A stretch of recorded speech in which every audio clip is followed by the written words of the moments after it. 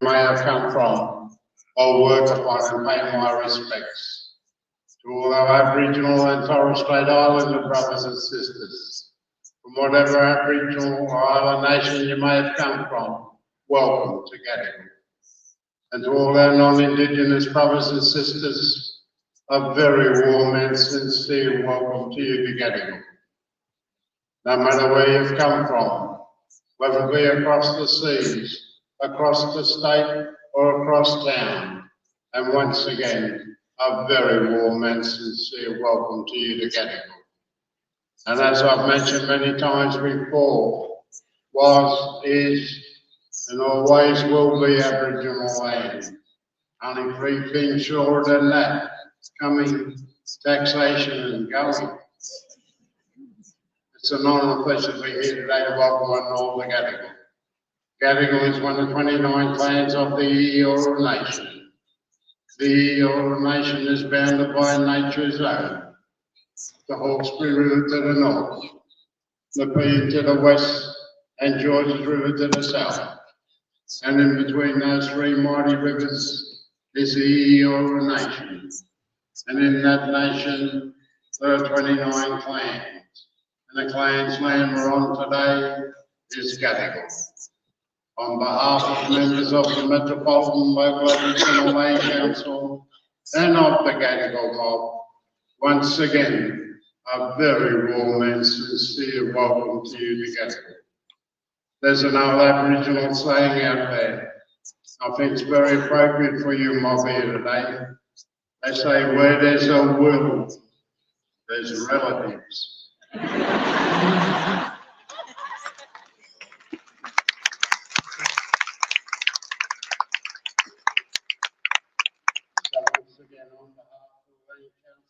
And of the Gadigal mob, welcome, welcome, welcome. Thank you.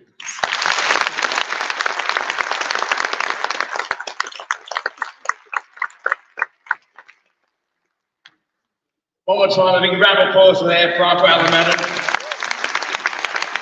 One of the best mob in the country to get. I've been lucky you mob. You delegates from right across the country, across the world, to witness one of the best mob in the country we have in this city. So thank you once again, Uncle Alan.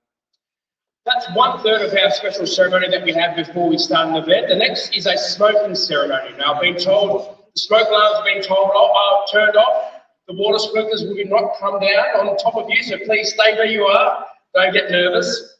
But this ceremony is a traditional practice to clear the space of any bad energy so we can move forward for these next 4 days and have a great event. And as set up already by Uncle Alan, a nice fun event as well. I know there's a lot of serious stuff to get through, but we want it also to be a fun event. So, and it will be using a mixture of Australian native plants to do this smoking ceremony as well. So it gives me great pleasure to introduce David Johnson to the stage to do our smoking ceremony.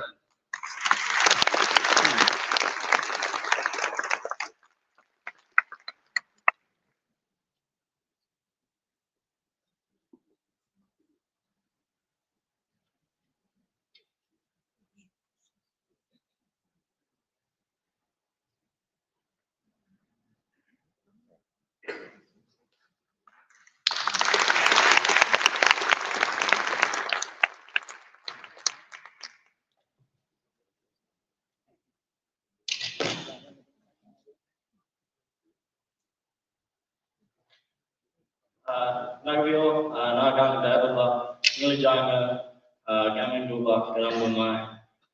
We usually Murungai, Gamunga Darlanga. Hi, how are you all? My name is David. I belong to La Perouse, an Aboriginal community in La Perouse. We're a saltwater community. We've permanently camped throughout the coast of Sydney, Darling Harbour, throughout Watson's Bay, down the coast towards La Perouse and a bit further south, down towards Royal National Park and a bit further down towards Shell Harbour. For the smoking ceremony, it's so important that we have a cultural activity and a cultural practice that continues. You'll realise over time that we never got opportunities to continue cultural practices. But when you're born and raised in a cultural protocol and a cultural activity, it's you have that responsibilities and obligations to make sure you continue to make sure that our community and our culture stays alive the way you've been taught.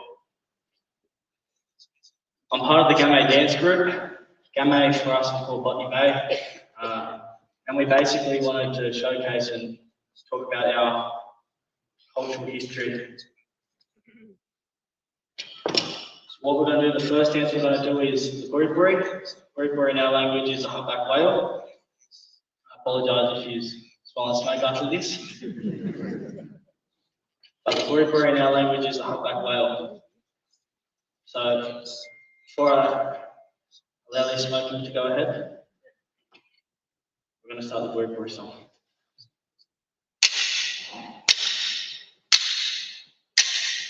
Buripuri guli wayagamari maranganum maranganum.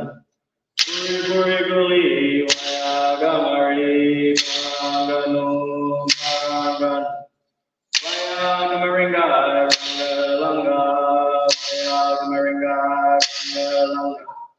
Wayagamaringa rangalanga. Wayagamaringa rangalanga.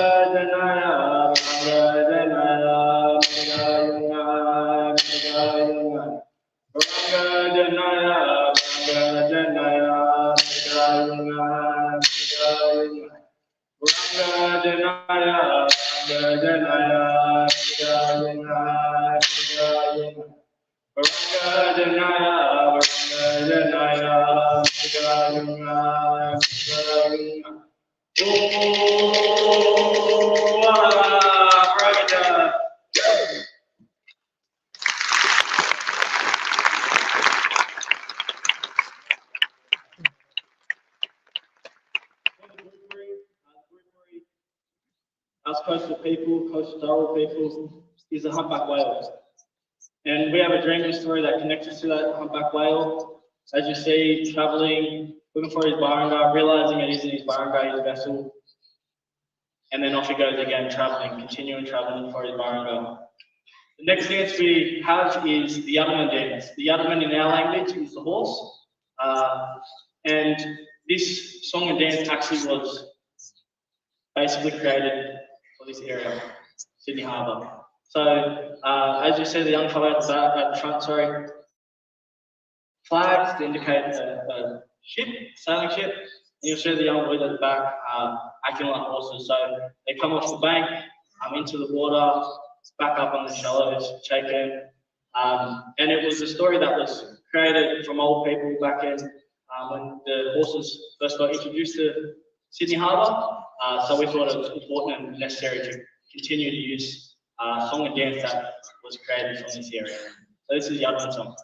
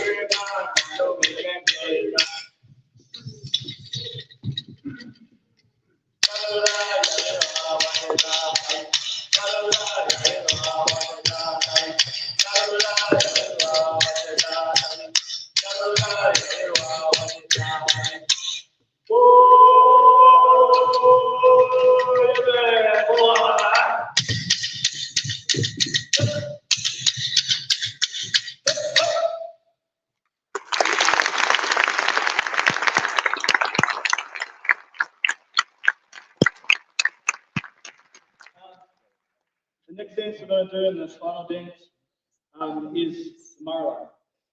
Mara in our language is the seagull dance. In Botany Bay, where our home is now, it's unfortunately it's disrupted. Community members, old community members, senior community members, saying they were in a place called Watermalla. Watermalla is a place in Moray National Park, a bit more south from Sydney, and basically they were there and they seen these big seagulls flying around, and they seen them come together, basically clash, fall, separate, and then they seen it again. They're thinking, what's going on here? And then they realised, put two and two together, that it was a territorial thing. They were basically fighting, scratching, falling, separating, and doing it all over again, just clicking.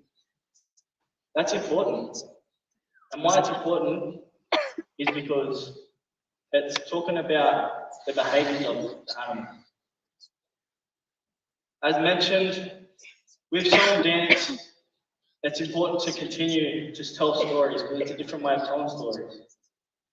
So we thought, let's showcase it, let's put it together, let's make it a dance so we can continue to tell our young people and the broader community about.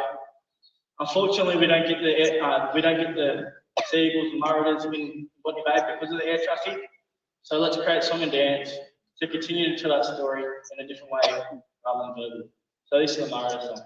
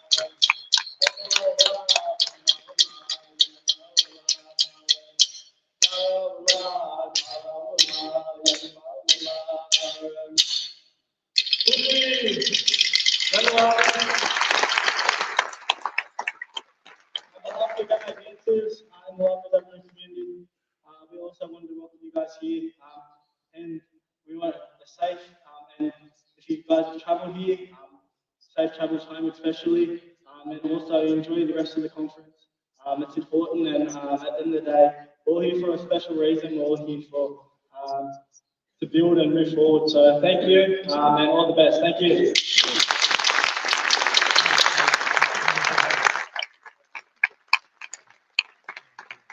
One more time, a big round of applause there for David Johnson.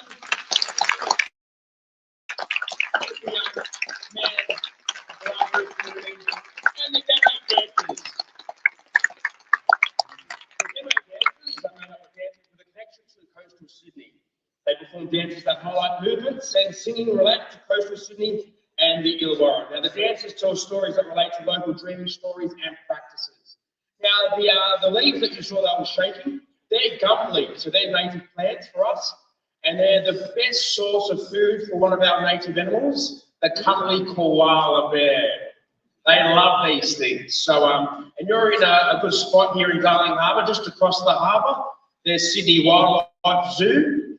They have a few koala bears there if you want to get up close and personal. I think you can even get a photo of the koala whilst you're here. So make the most of your location where you are here in Sydney. One more time, a big round of applause there for the Gamo dancers and David Johnson.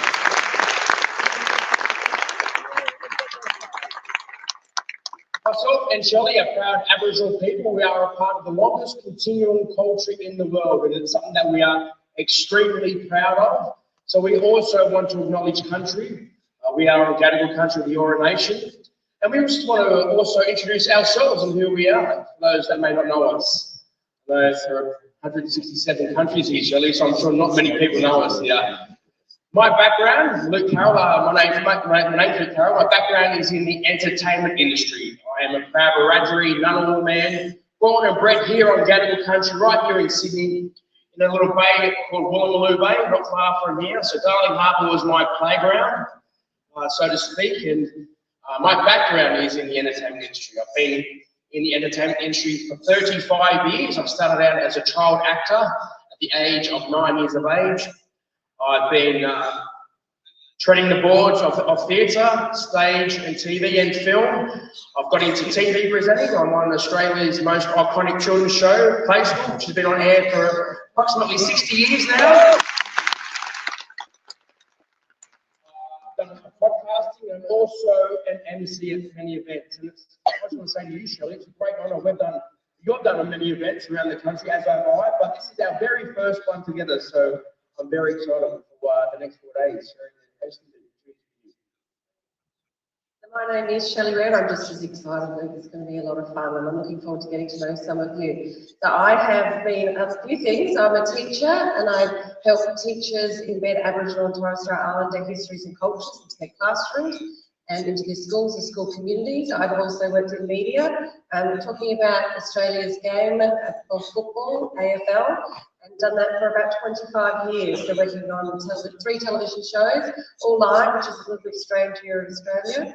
So the Marlborough football show was my main one. That was for a good 10 years, and the others were about 3 on either side of that. So it's a pleasure to be here. I'm also a mum of a beautiful boy, Tash, who's 17, and just about to become an adult and go into this big wide world and travel to some of your amazing countries, hopefully. One of the things that he wants to do. He's about 21, so he's excited about that. But it is a pleasure to be here with you. We do have some housekeeping, of course. There's always housekeeping as we go on. The organisers of the World Congress are committed to providing a safe and welcoming environment for all participants. There is interpretation into the official Congress languages of French, German and Spanish in each of the 3 plenary rooms each day. There will also be on-site counsellors provided by Acacia from Tuesday to Thursday in room C3.1 if you need any support during the event.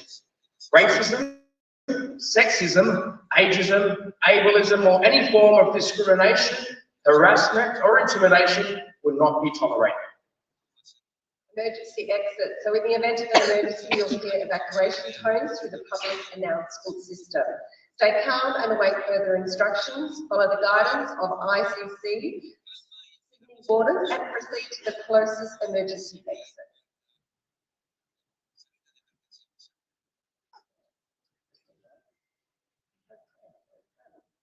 That's me.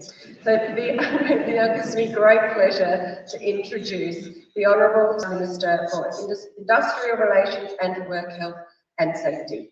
Please make her feel welcome.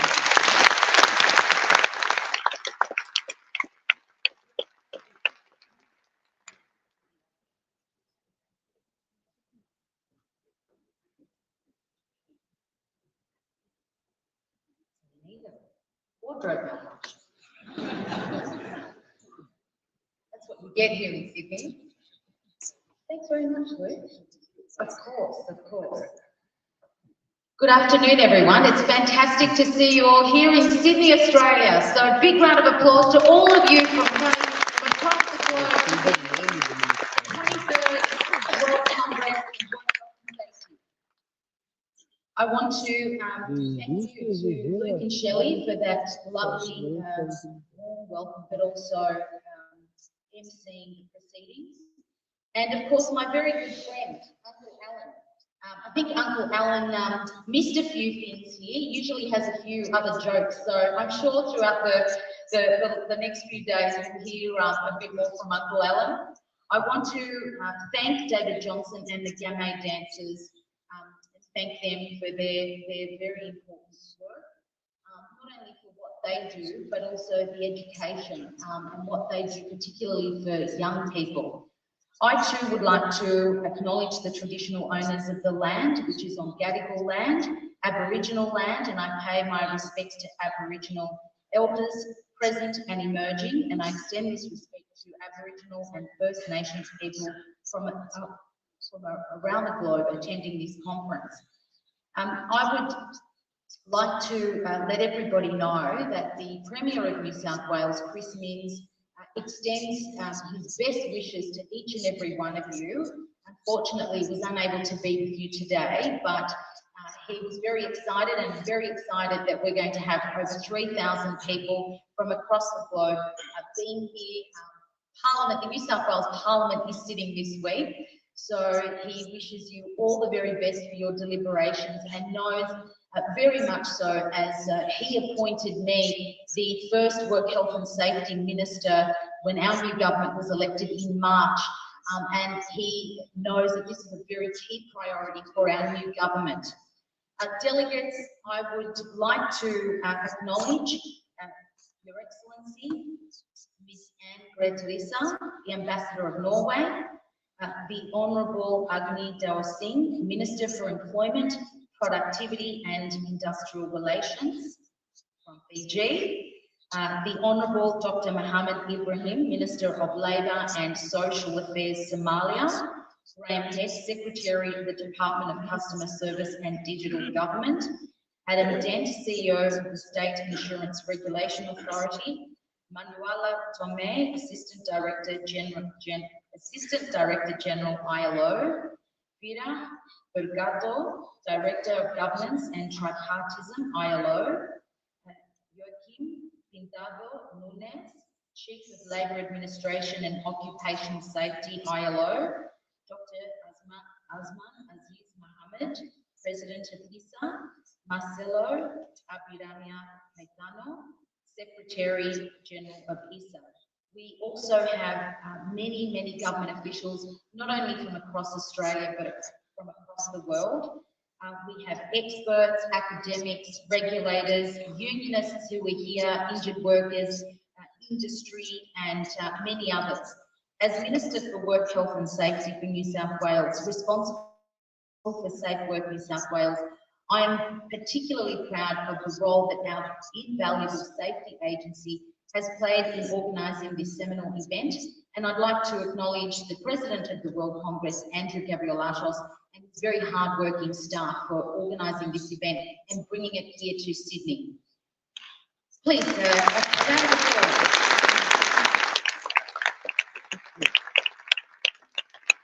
Here in New South Wales, we are the largest employer, not only in Australia, but also in the Southern Hemisphere. And we welcome, of course, our interstate fellows and many interstate experts and our international experts here as well. 70% of our delegates, more than 2,000 people, have joined us from 127 countries. And as I said, the New South Wales Government is the largest employer in the Southern Hemisphere. We employ 430,000 people. Our employees work in some of the most challenging workplaces imaginable. You can think of paramedics, police, firefighters, rural firefighters, national park staff, the child protection workers, nurses, security guards. So we, as I said, our employees, over 430,000 working for the people of New South Wales. But also I know that many of those experts in our public sector have relationships with you regulators from across the world, exchanging information and putting together particularly this event, which is very, very important. We are also responsible for a large network of volunteers, people with day jobs who volunteer their time to fight bushfires, rescue drowning swimmers, provide first aid at large events, to respond to floods, storms and other emergencies. We are deeply invested in getting recruitment and retention right and addressing work health and safety concerns. And I wanted to share a bit about the work going on here in New South Wales.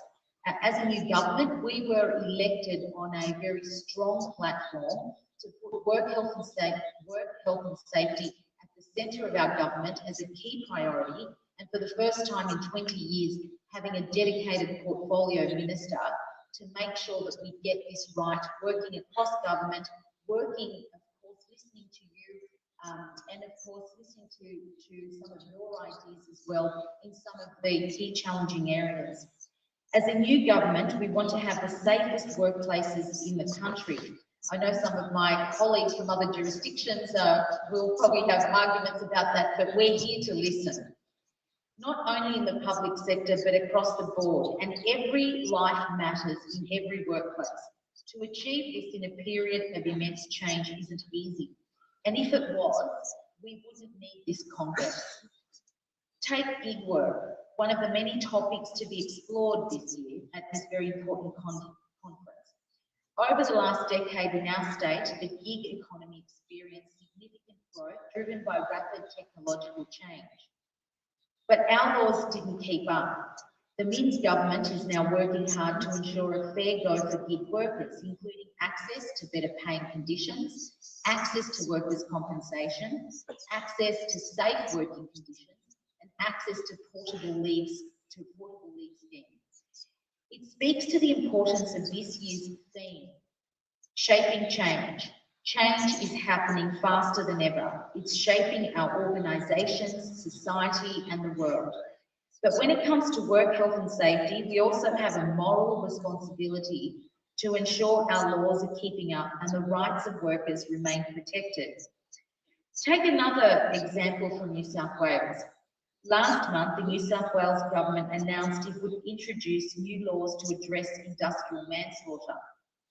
In the 5 years to 2022, up to 263 workers in New South Wales died on the job. And to let you know that we are, unfortunately, the last jurisdiction on mainland Australia that doesn't have an offence for industrial manslaughter. So we are having to catch up, and I've been talking to my jurisdictional colleagues across Australia, and I know that there are a number of you representing various countries that already have this offence. It is clear we need stronger deterrent against negligence. This announcement, of course, has been welcomed, but also advocated by a mum. Her name is Patricia Casamiti. And Patricia lost her son, 18-year-old son Christopher, on a building site in 2019 when scaffold collapsed. Last year, the scaffolding company was fined $2 million after a judge found that the scaffolding was grossly overloaded. And in her own words, Patricia said, "A company can move on from a fine. For me, it was a life sentence." This goes to the heart of what work health and safety is all about. We want everyone to avoid this life sentence, whether it's the life sentence of losing a loved one or the life sentence of being badly injured or hurt on the job, not only in New South Wales, but of course around the world and the nations that you come from. That is why we have announced the New South Wales government intends to introduce an industrial manslaughter offence. We are currently doing the work and we will introduce this in early next year. One life lost at work is one too many, and if individuals are willfully negligent, they must be held to account. It's also why our government has introduced new laws that bring tougher penalties, longer imprisonment, and better protections for dust diseases. I know this is a topic that is going to be highly deliberated here at this Congress. We have doubled, in the few months that we've been in office, we have doubled the maximum prison sentence for people who engage in the most serious offences from 5 years to 10 years and increased fines to $2.2 million. We are also committed to a ban on engineered stone bench tops. The risk of silicosis is simply too high to allow working people to be exposed to this deadly disease. We have also, and I know that there was just a few hours ago, there was a seminar with one of our unions, the SDA, and also the industry for retailers and a number of experts talking about the abuse and violence against retail workers. What we have done here in New South Wales, and I know across Australia, is come together, all of us coming together, government, the industry and the union, to protect retail workers. They are frontline essential workers, and we saw that during COVID. And what we've done here in New South Wales is we have increased and made penalties not only tougher, but we have doubled jail terms. And we just did that a few months ago. I have just spoken about what we're doing here in New South Wales, and the Congress is our chance to hear about what is happening globally. Together we can collaborate to reduce the incidence of workplace deaths and injuries. And I anticipate an exciting opportunity to exchange viewpoints, experiences and solutions over the next few days. Looking over the program, it's obvious that we have a stellar lineup of speakers providing insights on a truly diverse range of matters, including emerging psychosocial hazards. And I know that this is a huge issue for not only our jurisdiction, but our jurisdictions across Australia, but all of you.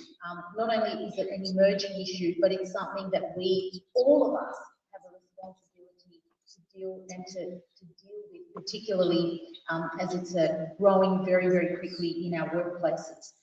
Of course, as I mentioned earlier, the challenges faced by retail employees, implications of work health and safety in the gig economy, and new approaches to regulation and compliance.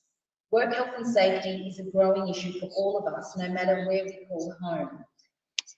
In the last year, here in New South Wales, 40 people died, 4,753 were injured, and there were 7,472 workplace incidents. Best practices with an approach that was just leave it, we'll just do a bit of education in terms of safety of work, are no longer appropriate for a changing work environment. Workers today face a greater array of challenges, from the effects of social media on the workplace to the impact of artificial intelligence on the future of work and hazards such as exposure to silica dust. That is why I am very excited about the opportunity that hosting the World Congress provides. And it's again great to see all of you here. The 23rd World Congress on Safety and Health at Work has an important task ahead of it.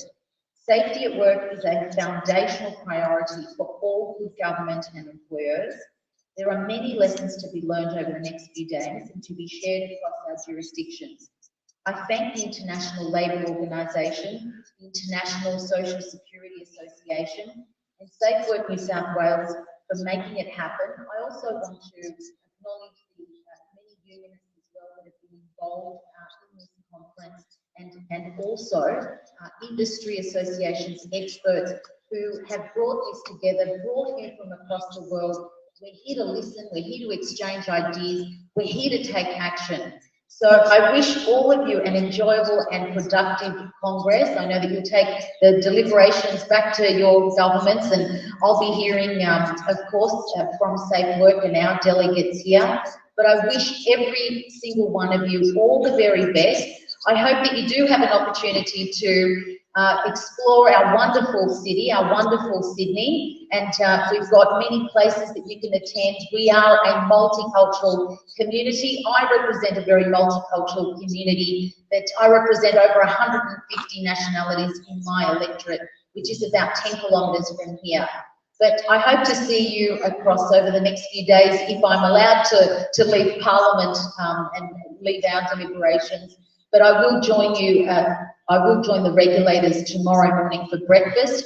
Again, I wish you all the very best and have a great time here in Sydney. Thank you.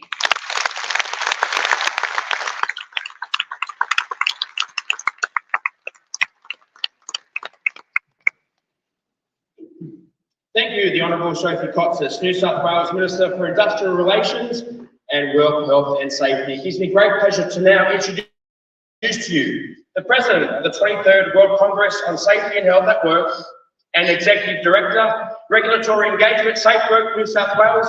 Please welcome Mr. Andrew Gabrielatos.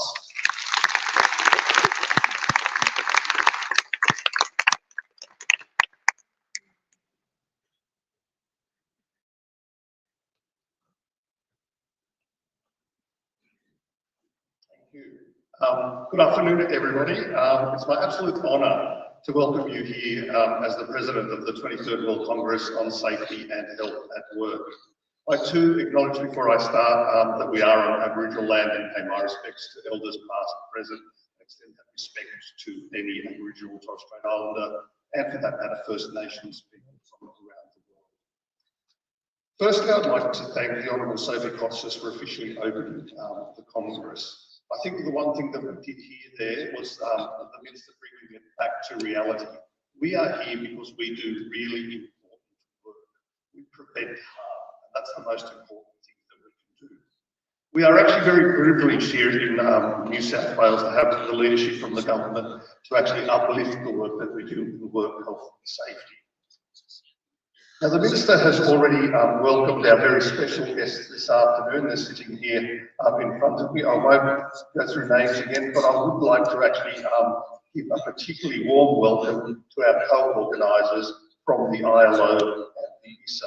This Congress has come together because of the collaboration of Safe Work New South Wales, the International Labour Organisation and the International Social Security Association. So thank you so much, our dear partners. It has been really amazing work, and finally we are here with the full auditorium. So this is the first time since the World Congress was established in 1955 that it has come to our shores. The event represents years of research, planning, coordination, and indeed relationship building, all in the name of creating safer and healthier workplaces for all. Many of you have travelled from all points of the world to join us here. Some of you from quite far away. I've heard stories today of 37 hours of travel. I've heard stories of 15 minutes of travel. But we're all here for the same purpose, to learn from each other, to collaborate. I truly hope that the next few days proves well worth your efforts. As we come together today, we do so acknowledging that our world of work is changing. From global pandemics to climate change, to workplace robotics, and increasingly open conversations about mental health harms. On a daily basis, we are discovering both new risks and opportunities. That's why the theme of the World Congress is shaping change in a changing world of work. Over the next few days, I encourage you to think about your role in shaping change.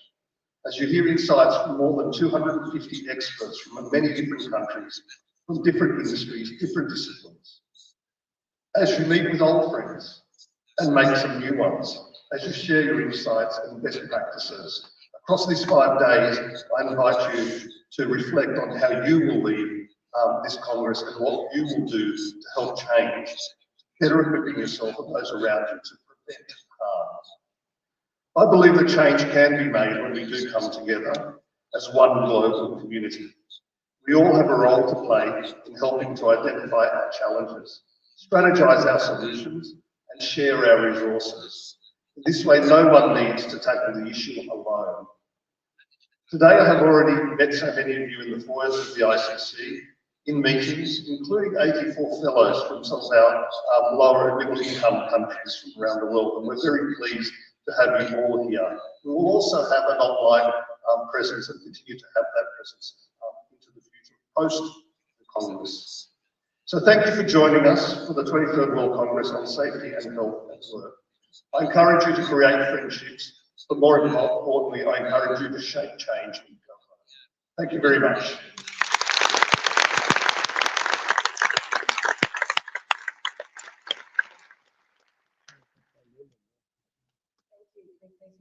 For the President of the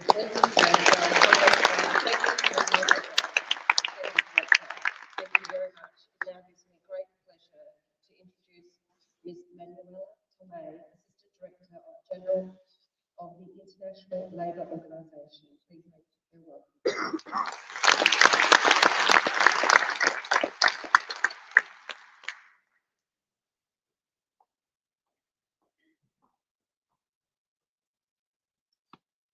Good afternoon, everyone. It's quite a blessing, the editorial, I have to say. I'm really deeply honored to address the 20th World Health Congress, held for the first time in the beautiful city of Sydney. Honorable Sophie Costes, Minister for Industrial Relations and Work, Health and Safety of New South Wales, Dr. Mohammed Azman, President of the International Social Security Association, Mr. Andrew Gabrielatos, Executive Director of the Regulatory Engagement Safe Work of New South Wales. This conference symbolizes our shared commitment to shaping a future of work where every worker returns home safe and healthy, and where workers' well-being is regarded as crucial and central to the sustainability of enterprises. However, the divide between aspirations and realities is far too wide. It is alarming to note that in the world, every year, almost 3 million workers die because of work-related accidents and diseases. This is what the most recent ILO estimates that we will be sharing and presenting with you tomorrow at this conference tell us. But this, as you know, is a conservative figure, as the reality is harsher than what the numbers can guard. We stand here nonetheless with hope and determination. In the midst of the COVID-19 health crisis, the world realized the crucial role of the occupational safety and health community in mitigating and managing risks, health risks at work. We realized that the workers' health and communities' health was indissociable, and the public health and occupational health services are part of a continuum. We at the ILO want to continue to build on this positive momentum and encourage investment in robust occupational safety and health systems. Last year, to accelerate global actions, the government, employers, and workers of the ILO's 187 member states agreed to elevate a safe and healthy working environment to a fundamental principle and right at work.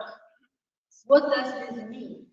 It means that all member states, regardless of whether they have ratified the two OSH fundamental conventions, Convention 155 and 187, are obliged to respect, to promote, and to contribute to the progressive realization of this principle. It also means redoubled efforts in prevention and more prevention. The question is how to operationalize this commitment. And I'm pleased to announce that 2 weeks ago, the ILO governing body adopted a new OSH strategy and its plan of action for 2024-2030. So what is new in this strategy? I would like to highlight 3 main objectives. The first is to ensure that ILO normative body on OSH is fit for purpose. We are in the process of developing the first ever global standards on biological hazards and ergonomics and machine safety. The strategy also calls for the review and update of the global standards on chemicals by, for instance, addressing the gender dimensions and the environmental need, but also standardizing the process of setting occupational exposure limits. We are also about to organize a tripartite policy consultations on two global pressing issues, namely the OSH impacts of climate change and extreme weather events, as well as mental health issues at work. The second objective of the strategy is to seek to renew efforts in knowledge development, advocacy, and awareness raising. And the ILO will convene a global network of institutions and establish a knowledge platform to address current research gaps. We very much count on your collaboration. The third objective of the strategy is to position occupational safety and health in other policy areas, such as public health, education, environmental and digital transitions.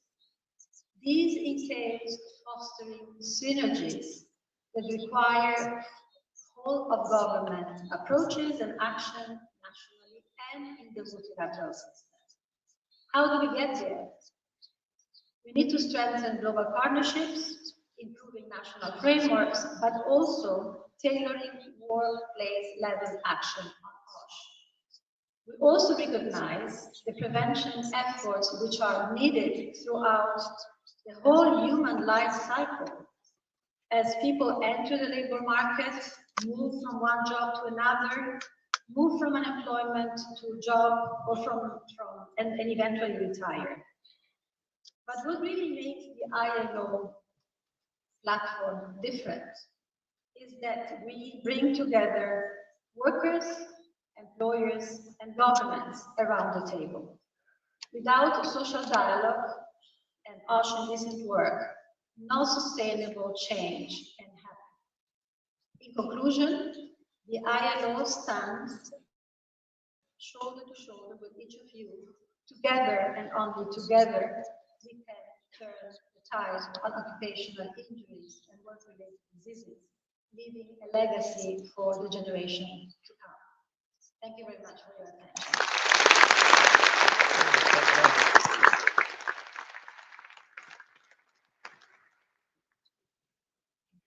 I'd like to now introduce to the lectern the President of the International Social Security Association, Dr. Mohammed Ahmed.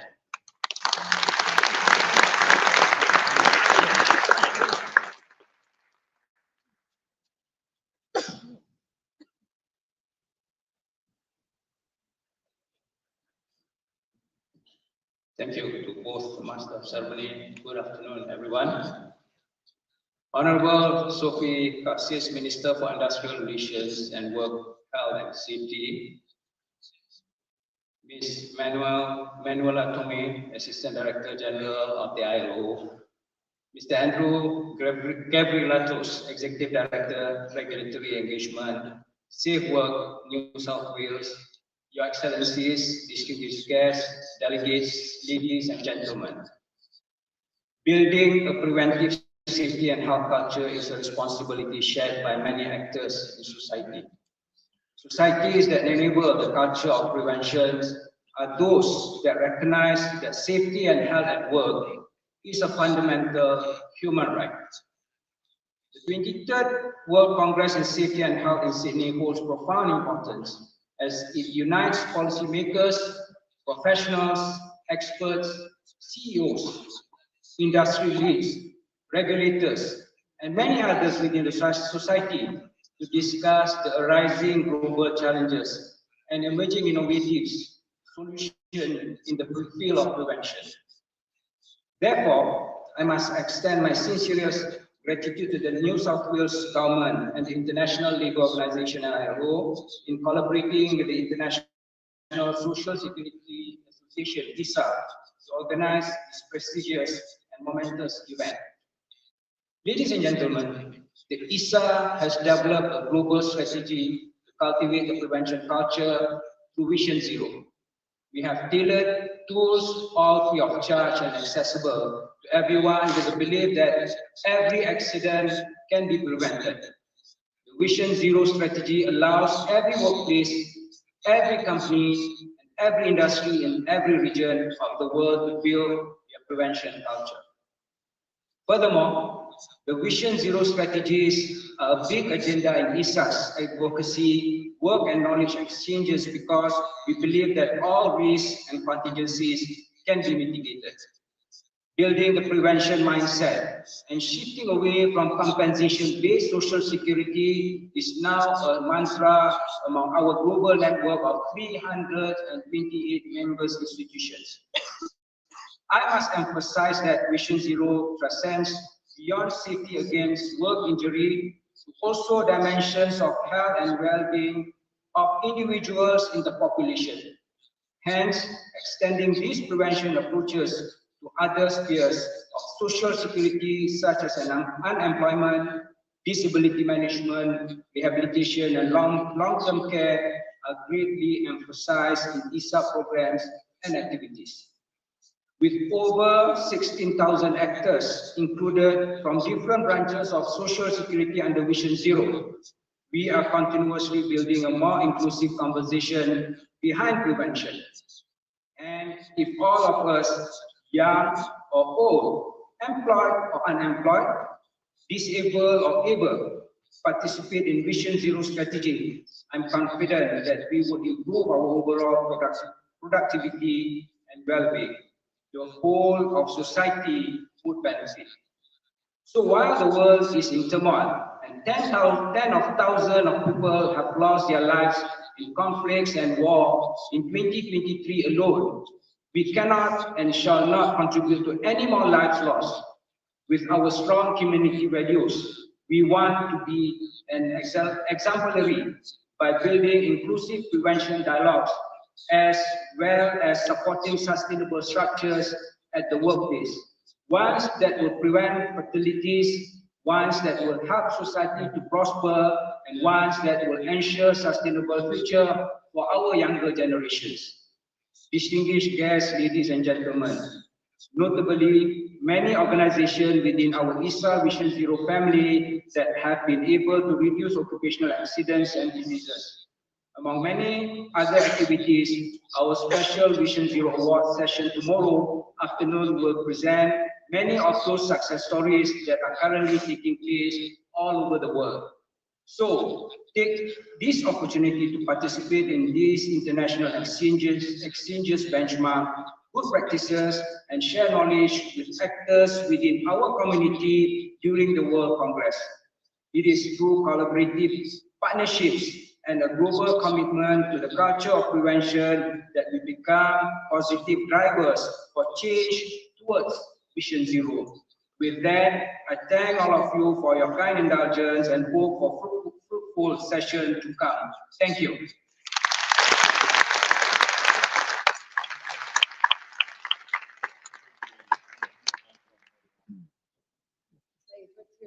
For Dr. Mohammed.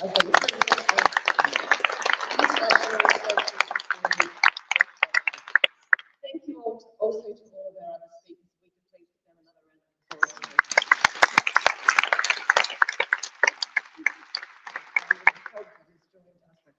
I would also like to thank you all for coming here to the opening of the 23rd World Congress on Safety and Health at Work.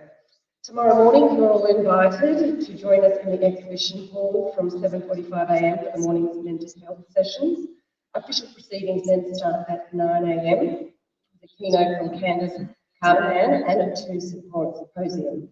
Throughout the next 3 days, we encourage you to share your experiences across social media and use the official hashtag #Safety2023. Yes, Shirley, that is very vital because that is not all. If you share a post, promoting our virtual passes here at the World Congress on Safety and Health at Work. To share those passes, they are available for $400 Australian dollars at safety2023city.com. If you share those posts today and tomorrow and tag us, you will go into the draw to win a bridge climb over Sydney's iconic Harbour Bridge. So it's a great prize there, Shelley. I might start sharing some posts now. Now the winner will be drawn at 5 p.m. tomorrow, so get posting, everybody.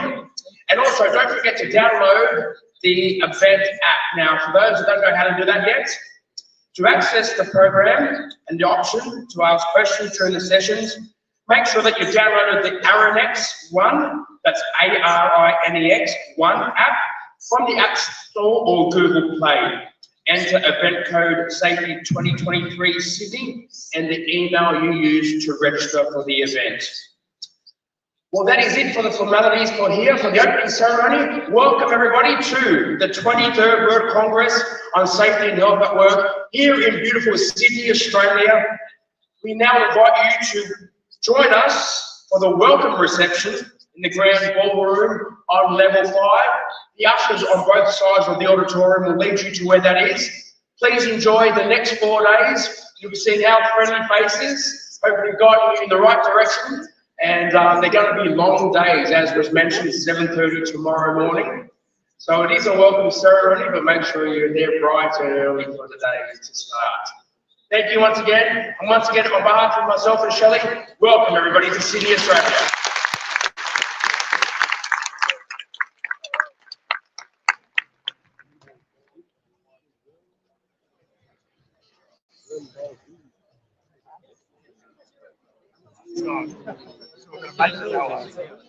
So,